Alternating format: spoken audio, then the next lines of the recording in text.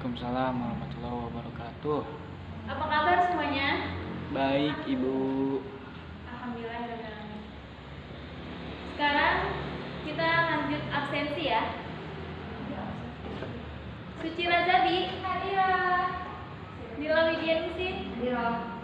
Fajar Imam Satrio Hadir.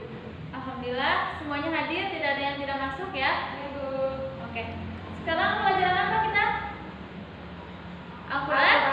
Al-Quran hadis. Baik, sekarang Ibu ingin menjelaskan bab 2. Silakan dibuka LKS-nya halaman 18. Sudah, Bu. Sudah? Sudah. Baik. Sekarang Ibu mau tanya. Apa yang kalian ketahui tentang sikap optimis dan sikap sabar? Ada yang tahu? Baik, Ibu akan menjelaskan tentang sikap optimis dan sikap sabar. Optimis itu adalah salah satu sikap atau karakter yang terpuji dalam ajaran Islam yang disebut dengan akhlakul mahmudah.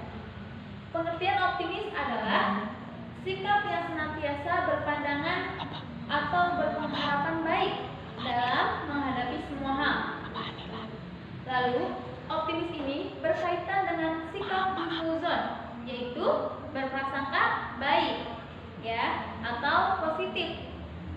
Adapun lawan dari optimis yaitu, ada yang tahu? Oke, lawan dari optimis itu yaitu pesimis. Yaitu apa sih pesimis itu? Pesimis itu berpandangan yang buruk atau tidak baik.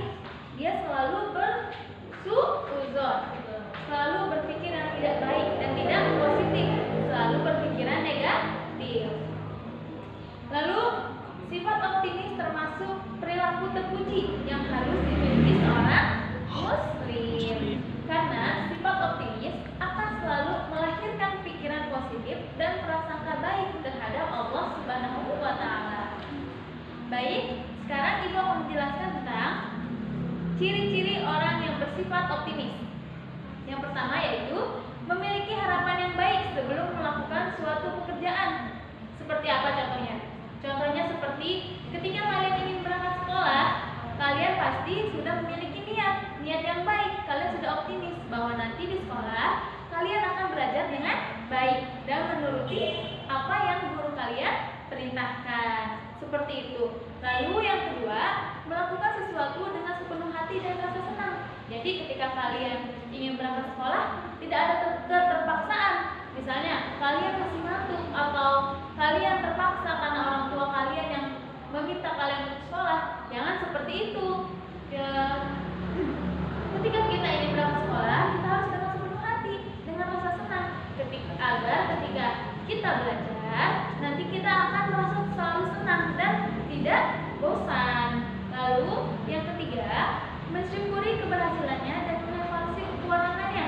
Jadi ketika kalian sudah pulang sekolah, kalian berpikir, alhamdulillah, kalian bersyukuri, alhamdulillah sekarang sekolahnya lancar, belajarnya lancar, dengan baik, dengan benar. Jadi kalian bisa mengevaluasi apa sih kekurangannya tadi, kalian apa yang kalian lakukan tadi, apa yang seharusnya tidak kalian lakukan itu untuk mengevaluasi diri kalian. Itu termasuk ke dalam ciri-ciri orang yang optimis, memiliki sikap yang optimis, ya. Lalu dalam situasi sulit selalu menganggap masih ada kesempatan untuk berhasil. Jadi ketika kalian merasa sulit dalam belajar, kalian tetap optimis. Kalian pasti bisa mengerjakan tugas-tugas dan memahami setiap materi pembelajaran. Seperti pelajaran matematika. Ketika kalian merasa sulit sekali untuk mengerjakannya, kalian yakin, kalian pasti berpikir, saya pasti bisa mengerjakan tugas matematika. Seperti itu. Lalu yang terakhir, memiliki wajah berseri-seri dan mudah tersenyum. Jadi ketika kalian misalnya ya, ketika berangkat sekolah, kalian bertemu dengan tetangga kalian sapa, kalian senyum. Nah, itu termasuk ke dalam ciri-ciri orang yang memiliki sikap optimis. Lalu Ibu akan menjelaskan tentang pengertian sabar. Ada yang tahu sebelumnya apa itu sabar?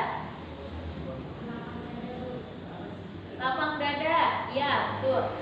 Jadi sabar adalah kata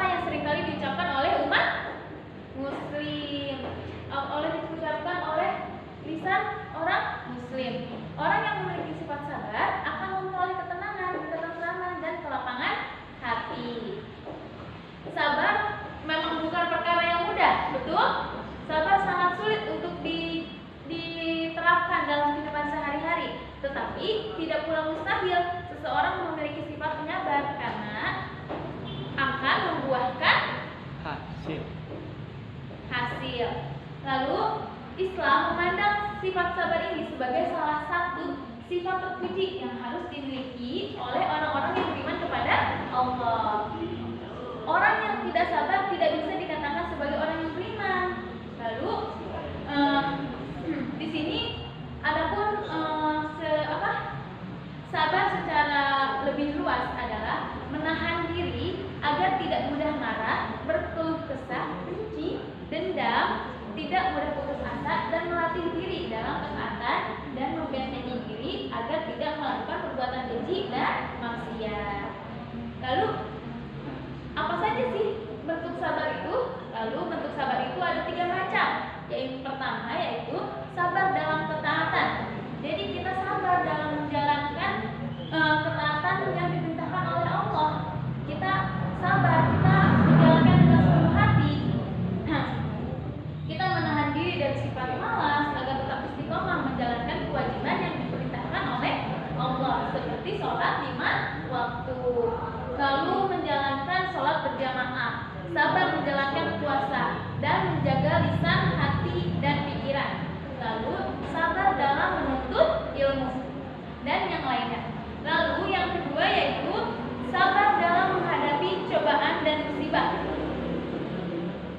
Ketika kita diberi musibah, ketika kita menghadapi cobaan yang telah Allah berikan, kita harus sabar. Kita tidak boleh mengeluh, kita tidak boleh merasa lelah atau putus asa. Kita harus selalu sabar karena kita harus yakin bahwa setiap musibah yang setiap ujian yang Allah berikan kepada kita pasti akan ada hasilnya, pasti ada hikmahnya, hikmah yang besar dari Allah Subhanahu wa Ta'ala. Kita harus berprasangka baik kepada Allah. Lalu yang ketiga yaitu sabar dalam kemaksiatan. Jadi segala sesuatu yang haram dan yang dilarang Allah Subhanahu wa Ta'ala hendaknya kita jauhi. Misalnya ketika kita malas, kita tidak boleh mendekati malas itu. Kita harus sabar, kita harus semangat belajar seperti itu. Kita tidak boleh bermalas-malasan. Lalu sekarang kita akan membaca Quran surah Al-Balad ayat 1 sampai dengan 10. Bismillahirrahmanirrahim. La uqsimu bihadzal balad wa anta hillum bihadzal balad wa walidin wa ma walad. Laqad khalaqnal insana fi kabad. Ayahsabu an lan yaqdiru alaihi ahad. Yaqulu ahlaktu malan lubada. Ayahsabu an lam yarahu ahad. Alam naj'al lahu aynain wa lisanan wa shafatain wa hadainahu najdain. Shadaqallahul azim. Yang artinya, aku bersumpah dengan negeri ini dan engkau Nabi Muhammad SAW bertempat di negeri ini, dan demi pertalian bapa dan anaknya, sungguh kami telah menciptakan manusia berada dalam susah payah. Apakah dia manusia itu mengira bahwa tidak ada sesuatu pun yang berkuasa atasnya? Dia mengatakan, aku telah menghabiskan harta yang banyak. Apakah dia mengira bahwa tidak ada satupun yang melihatnya?